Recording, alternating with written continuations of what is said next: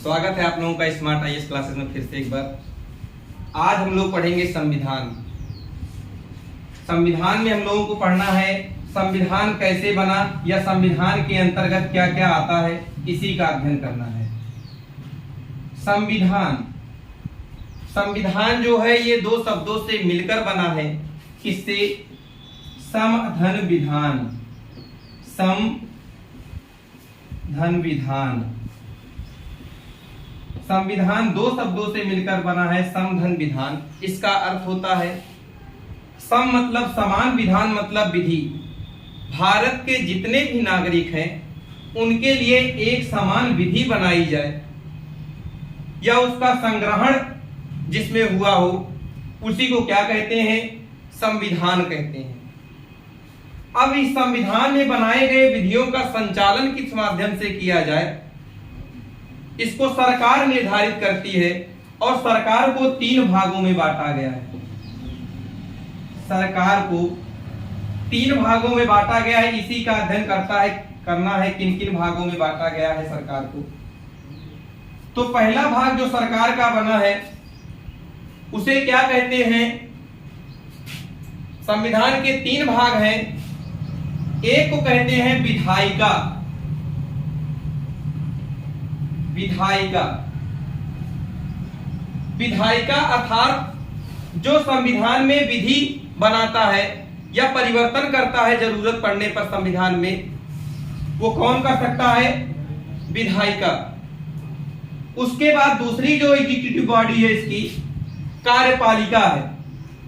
नाम से ही सब स्पष्ट हो रहा है किसके क्या कार्य है। कार्यपालिका कार्यपालिका का कार्य क्या है? जो विधायिका विधि बनाई हो उसी कार्यों को या उसी विधि को किस तरीके से उस कार्य का पालन कराया जाए या भारत के नागरिकों को किस तरीके से उस कार्य को करने के लिए प्रेरित किया जाए, वो कौन करवाता है? कार्यपालिका। उसके बाद तीसरी जो बॉडी होती है इसकी सरकार की, वो है न्यायपालिका। न्यायपालिका न्यायपालिका क्या करता है? न्यायपालिका का कार्य है जो विधायिका विधि बनाई है या कार्यपालिका जो विधि पालन करवा रही है, इसका सही तरीके से प्रयोग हो रहा है या संविधान के अकॉर्डिंग ये विधि बनाई गई है या संविधान के अकॉर्डिंग ये विधि नहीं बनाई गई है, इसको कौन जांच करता होता है? न्यायपालिका। अर्थात जो भी विधि कानून बना होगा इसको कौन देखभाल करेगा? न्यायपालिका। तो 3 बॉडी सरकार के हो गए, विधायिका, कार्यपालिका और न्यायपालिका। इन तीनों के कार्य क्या है? इसका कार्य है विधि बनाना। कार्यपालिका का कार्य है जो विधि बना हो उसको किस तरीके से किया जाए उसका निर्वहन करना। न्यायपालिका का कार्य है कि जो विधि बना है वो न्याय संगत है या नहीं है, इसका देखभाल कौन करेगा? न्यायपालिका। अब इसको सबको अलग अलग भागों में बांटा गया। जैसे विधायिका की बात करें तो विधायिका को 2 भागों में बांटा गया है। एक संसद और एक विधानमंडल। विधानमंडल जो संसद है ये केंद्र स्तर पर कार्य करता है या पूरे भारत के लिए कार्य करता है। जो भी विधि कानून बनाएगा वो पूरे भारत पर लागू होगा।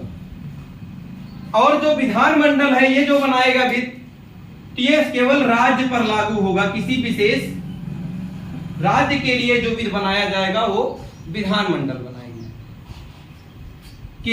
केंद्र में जो संसद है इसको भी 3 भागों में बांटा गया है, जिसमें संसद में कौन कौन सम्मिलित है? राष्ट्रपति। और कौन शामिल है इसमें? लोकसभा और राज्यसभा। लोकसभा और राज्यसभा। कहने का मतलब अगर कोई भारत के लिए पूरे विधि बनाना है या संविधान में कोई विधि बनाना है तो लोकसभा से पारित हो, राज्यसभा से पारित हो और राष्ट्रपति उस पर अपना सिग्नेचर कर दे तो वो विधि बन जाएगी। अर्थात पूरे भारत के लिए विधि कौन कौन बनाएगा? राज्यसभा, लोकसभा और राष्ट्रपति। इन्हीं तीनों से मिलकर के संसद का निर्माण होता है। संसद के कितने अंग हैं? 3 अंग हैं, राष्ट्रपति, लोकसभा और राज्यसभा। इसी तरीके से विधानमंडल भी है। विधानमंडल को भी 3 भागों में बांटा गया है। राज्यपाल, जो कि राज्य का प्रमुख होता है, या कहा जाए सर्वोच्च अधिकारी राज्य का कौन होता है? राज्यपाल होता है। ऐसे ही केंद्र का सर्वोच्च अधिकारी कौन होता है? राष्ट्रपति होता है। राज्यपाल और दूसरा जो होता है विधानसभा। अगली बॉडी जो होती है इसकी विधान परिषद।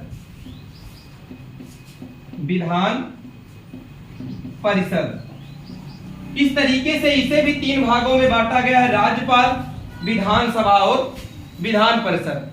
अगर राज्य के लिए कोई विधि कानून बनाना हुआ तो वो विधानसभा से पारित हो, विधान परिषद से पारित हो और राज्यपाल से पारित हो, तब जाके वो किसी राज्य के लिए विधि कानून बनेगा। अब उस विधियों का संचालन जो करेगा वो कौन करेगा? कार्यपालिका करेगा। तो कार्यपालिका को भी कितने भागों में बांटा गया है? 2 भागों में बांटा गया है। एक केंद्र की कार्यपालिका या जिसको कहते हैं संघ की कार्यपालिका, दूसरा राज्य की कार्यपालिका। कहने का मतलब जो केंद्र स्तर पर विधि बनाया गया है उसका क्रियान्वयन किस तरीके से किया जाए वो केंद्र की कार्यपालिका करेगी, और जो राज्य स्तर पर विधि बनाया गया है उसका क्रियान्वयन किस तरीके से किया जाए वो कौन करेगा? राज्य की कार्यपालिका करेगी। अब इस केंद्र की कार्यपालिका में जो कार्य करते हैं उसमें शामिल कौन कौन से लोग हैं? तो उसमें राष्ट्रपति शामिल है, क्योंकि जितने भी कार्य होते हैं वो किसके नाम पर होते हैं? भारत सरकार द्वारा अगर कोई कार्य होता है तो किसके नाम पर किया जाता है? राष्ट्रपति के नाम पर किया जाता है। कौन कौन इसमें शामिल होते हैं इस कार्य को करने में, या कोई विधि बन जाती है तो उसको संचालन करने में कौन कौन शामिल होते हैं? इसी में प्रधानमंत्री भी शामिल होते हैं। प्रधानमंत्री और वह उसकी मंत्रिपरिषद भी इसी में होती है, क्योंकि मंत्रिपरिषद जो है यही कानून बनाती है या इस कानून को पास करवाती है। मंत्रिपरिषद प्रधानमंत्री ही राष्ट्रपति से कहते हैं कि ये कानून यहाँ पर लागू कर दो, तो ये राष्ट्रपति जी उस कानून को लागू कर देते हैं। तो कौन शामिल हुए इसमें? राष्ट्रपति, प्रधानमंत्री व उसकी मंत्रिपरिषद। इसीलिए कहा गया है कि संघ की कार्यपालिका का वास्तविक प्रमुख कौन है? वो है कौन? प्रधानमंत्री व उसकी मंत्रिपरिषद। अर्थात सारे कार्य तो ये कर रहे हैं, करने को ये कह रहे हैं, जो विधि बनाया गया है इसको भारत पर लागू करने के लिए कौन कह रहा है? प्रधानमंत्री जी कह रहे हैं। लेकिन ये क्या कर देंगे? सिर्फ कह देंगे कि चलो इस कार्य को कर दिया जाए। अर्थात ये कैसे हुए? कार्यपालिका का नाम मात्र की शक्ति किसके पास है, या नामिक शक्ति किसके पास है? तो इनके पास सारी सर्वोच्च शक्तियां जो संघ की कार्यपालिका है वो है राष्ट्रपति के पास, लेकिन ये वास्तविक शक्ति जो है वो किसके पास है? प्रधानमंत्री के पास है। ये केवल जो प्रधानमंत्री कहेंगे वही कार्य करते हैं राष्ट्रपति जी। उसके बाद तीसरी जो बॉडी है इसकी, इसमें शामिल होती है महान्यायवादी, जिसका अनुच्छेद 76 में वर्णन है। ये क्या कार्य करते हैं? ये देखते हैं जो विधि कानून बना है उसकी समीक्षा करते हैं। तो संघ की कार्यपालिका में इतने लोग शामिल हैं: राष्ट्रपति, प्रधानमंत्री, मंत्रिपरिषद और महान्यायवादी। महान्यायवादी किसी भी जहां भी अधिवेशन हो रहा होगा या बैठक हो रही होगी सब जगह पर भाग ले सकता है, क्योंकि ये कानूनी विधिक अधिकारी होता है और भाग भी ले सकता है, वहां बोल भी सकता है, लेकिन मत नहीं दे सकता है। अब जो राज्य की कार्यपालिका है इसको कितने भागों में बांटा गया है? तो इसको भी 3 भागों में बांटा गया है। जो राज्य स्तर पर कार्य होते हैं उसको कौन लागू करवाता है? राज्यपाल। राज्यपाल के नाम पर ही राज्य स्तर के कार्य किए जाते हैं। और जो इसमें शामिल होता है कौन, जैसे यहां पर पढ़े प्रधानमंत्री और वह उसकी मंत्रिपरिषद, वैसे यहां पर होता है मुख्यमंत्री व उसकी मंत्रिपरिषद। ओके। और उसके बाद जो इसमें जैसे यहां पर महान्यायवादी था, यहां और कौन शामिल होता है, महाअधिवक्ता। इतने लोग इसमें शामिल होते हैं। राज्यपाल, मुख्यमंत्री, मंत्रिपरिषद व महाधिवक्ता राज्य की कार्यपालिका में शामिल होते हैं। ये प्रश्न पूछा जाता है किसकी कार्यपालिका में कौन कौन से लोग शामिल होते हैं, या संसद में कौन कौन से लोग शामिल होते हैं, ऐसे प्रश्न पूछे जाते हैं। अब जो न्यायपालिका की बात करें, जो ये कार्य कर रहे हैं, ये दोनों, ये विधि बनाए, ये कार्य का संचालन कर रहे हैं। अब न्यायपालिका का कार्य क्या है कि जो ये विधि बना रहे हैं, ये न्याय संगत है कि नहीं, या जो इसको कानून को फॉलो करवा रहे हैं न्याय संगत है या नहीं, इसकी समीक्षा कौन करेगा, न्यायपालिका। तो इसके भी 3 स्तर हैं। कौन कौन से, एक संघ स्तर पर होता है सर्वोच्च न्यायालय, जो सबसे उच्च है, क्या है, सर्वोच्च न्यायालय। दूसरी जो है बॉडी इसकी न्यायपालिका की उच्च न्यायालय है, क्या है, उच्च न्यायालय। उच्च न्यायालय जो है राज्य स्तर पर होता है। हर एक राज्य में क्या होता है, हो सकता है 2 भी राज्यों को मिलाकर एक उच्च न्यायालय बनाया जाए, लेकिन पर्टिकुलर राज्य के लिए ऐसा जरूरी नहीं कि एक ही राज्य के लिए एक उच्च न्यायालय हो सकता है 2 राज्यों के लिए भी एक उच्च न्यायालय हो। तो राज्य के लिए कैसे बनाई जाएगी न्यायपालिका, उच्च न्यायालय। यथार्थ जो राज्य स्तर पर नियम कानून लागू होंगे उसको कौन देखेगा, उच्च न्यायालय देखेगा।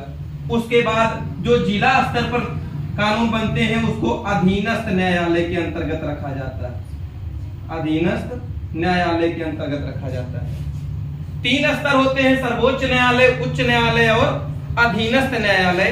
तो देखा आप लोगों ने, जो सर्वोच्च स्तर पर होता है केंद्र के लिए होता है, जो पूरे देश के लिए लागू होता है या न्याय बनाया जाता है, न्याय देखा जाता है पूरे भारत में कैसे क्या हो रहा है, वो न्याय संगत है या नहीं है, वो न्यायपालिका।